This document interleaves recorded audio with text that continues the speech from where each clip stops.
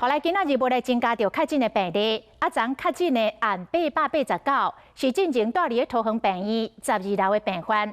这个12楼本地是为做安全的区域，昨暝指挥中心紧急把这个病患伫住医疗大楼规栋，拢甲为做最高风险的红区。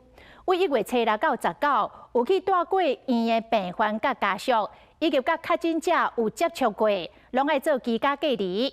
安尼甲算咧，至少有5000人。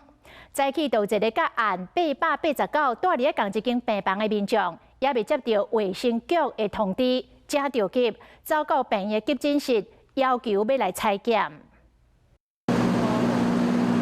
前几套的防护装备，医护人员伫设这个采检窗的窗门甲门边，就惊讲有残留病毒。桃园病院12A 病房本来是位伫低风险的区域，即有确诊者。规栋医疗大楼拢变成高风险的红色警戒，管制出入。没有，我住进去，我马上就出院了。哦，所以我没有待很久。我是现在只是要问他，我要怎么办而已。还不知道是不是要所以没有人通知你，是不是？对。捌甲确诊者共病房的病患，还未接到卫生局通知，真着急来咧问讲，敢会使采检？依照指挥中心的规定，只要是1月7日到19。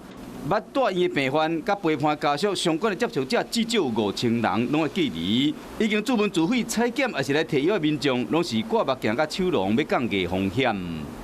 怎么会全部都封起来？怎么回事？老年人慢性处方签，尤其心脏科，什么科都不能断药的嘛。有家属咧怨叹讲，去北京病院摕药都要用差不多2礼拜时间重新检查，真费气。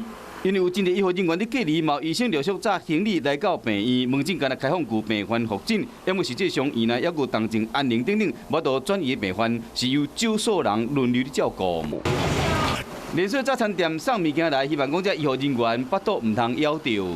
他们120，我中午又没有什么饭吃，然后晚上又订不到餐，因为网络上有人订送便当嘛，我想说我们也送个爱心早餐。